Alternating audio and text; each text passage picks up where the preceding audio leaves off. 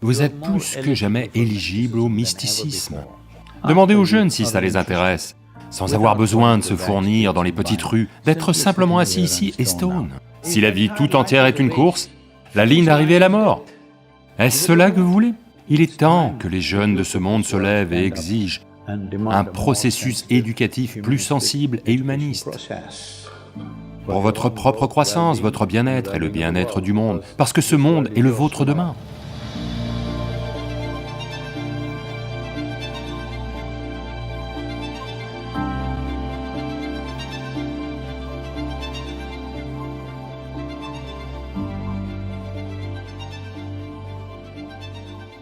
Le mysticisme n'est pas de la magie. Le mysticisme est juste ceci. Tout ce que vous ne comprenez pas ou ne percevez pas est mystérieux pour vous, n'est-ce pas? Oui ou non? Disons que on est il y a 1000 ans. Vous êtes tous assis ici, quelque part en extérieur, et j'arrive à vélo. Vous n'avez jamais vu de vélo, vous ne connaissez pas le concept du vélo. J'arrive à vélo sur ces deux roues fines. Puis je dis, je descends tout juste du paradis et me voici. Vous allez y croire. Ensuite, je vais choisir quelqu'un de très inefficace et lui dire, venez, essayez, vous en êtes capable. Naturellement, il va tomber par terre. Alors, il est reconnu que je suis descendu du paradis et autres. Parce que tout ce que vous ne comprenez pas vous semble mystérieux. Tout ce que vous ne pouvez pas percevoir si quelqu'un l'a perçu, cela vous semble absolument magique, n'est-ce pas? Mais aujourd'hui, en général, on appelle cela l'ingénierie. Ce qui était magique à une époque est de l'ingénierie aujourd'hui, n'est-ce pas? D'ici, si avec ce siège je me mets juste à flotter dans la salle, vous allez me dire, waouh, quelle est cette nouvelle technologie? Vous n'allez pas chercher à savoir de quel paradis j'arrive. Donc, ce que je dis, c'est que vous êtes plus éligible que jamais au mysticisme. Parce que vous voyez qu'il y a des possibilités que nous n'avons pas encore explorées.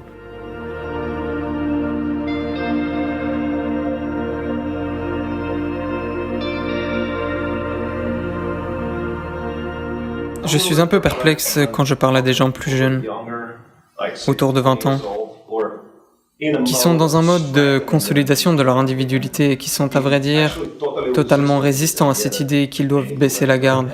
Voyez, il y a environ 1 an et demi, presque 2 ans, on a lancé un mouvement appelé Youth and Truth.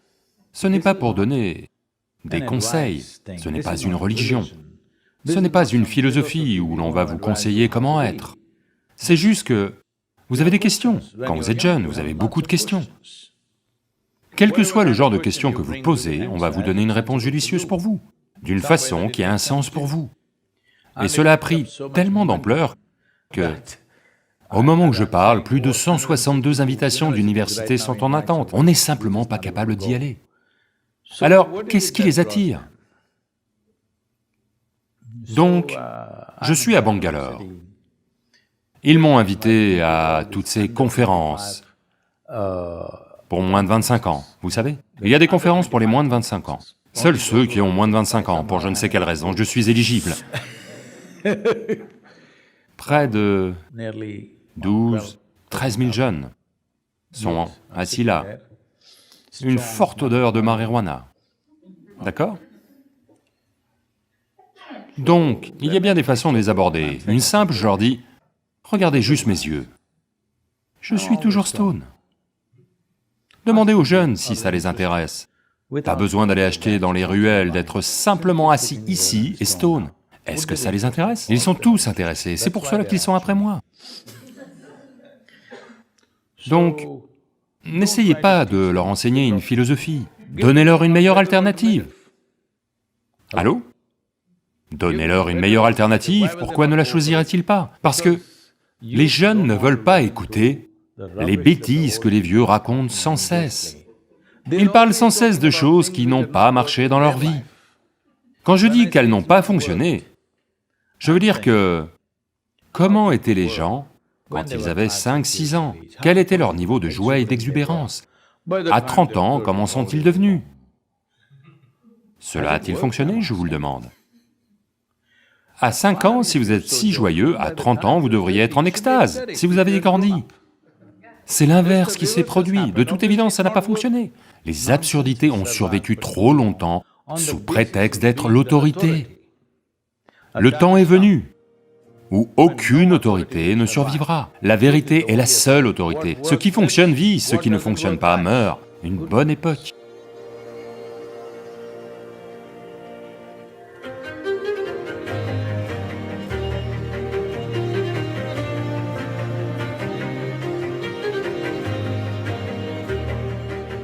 Malheureusement, nous avons créé un mouvement dans le monde, l'éducation en étant le cœur.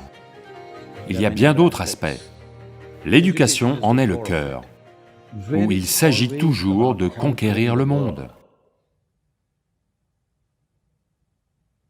Dès la maternelle, ils ne font que demander qui est le premier, qui est le deuxième, qui est le troisième, qui est dernier. L'éducation est une conséquence de l'attitude générale dans la société. Nous sommes passés en mode conquête. Je pense que c'est une répercussion du mode d'existence impérial que nous avons eu ces 3 derniers siècles, où nous pensons que nous sommes puissants et que nous ne sommes bons que lorsque tout le monde est à nos pieds.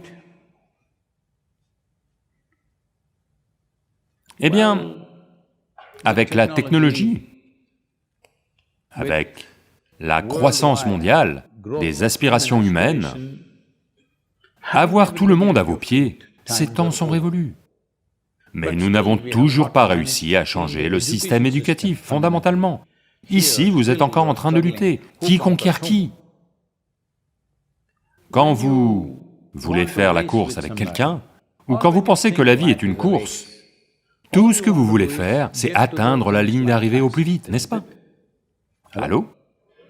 Si la vie tout entière est une course, la ligne d'arrivée est la mort. Pourquoi ne pas l'atteindre rapidement? Allô? Est-ce cela que vous voulez? Les gens me disent que cela a lieu dans les universités aussi, malheureusement. Cela aussi a lieu, malheureusement. Pourquoi un jeune voudrait-il ôter sa propre vie? S'ils veulent ôter leur propre vie, nous faisons quelque chose de très fondamentalement de travers dans la société. Le principal problème est ceci: nous voulons que tout le monde soit un conquérant. Tout le monde n'a pas le cœur d'être un conquérant. Tout le monde ne veut pas conquérir quoi que ce soit. Allô? Tout le monde voudrait explorer, interagir, comprendre, mais tout le monde ne veut pas conquérir. Mais nous avons mis le monde entier en mode conquête. Donc la seule issue possible, c'est que toutes les personnes sensibles vont se faire piétiner, les plus russes vont arriver au sommet.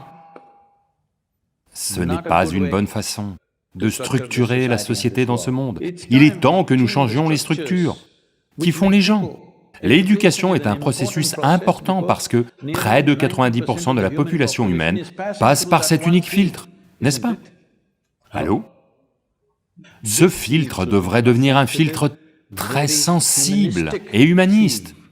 Ça ne devrait pas être un filtre impérial, ça ne devrait pas être, vous savez, un filtre du genre Adolf Hitler ou Alexandre le Grand.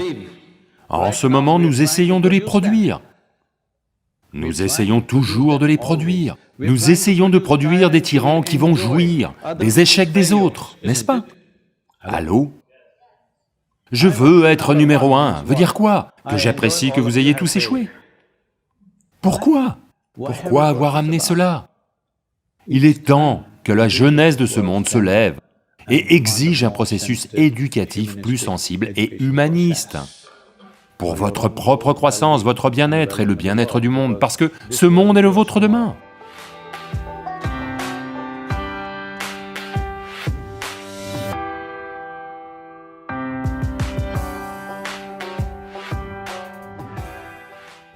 Et vous êtes engagé pour relever le défi de planter 2,4 milliards d'arbres pour régénérer le bassin de lac en Inde.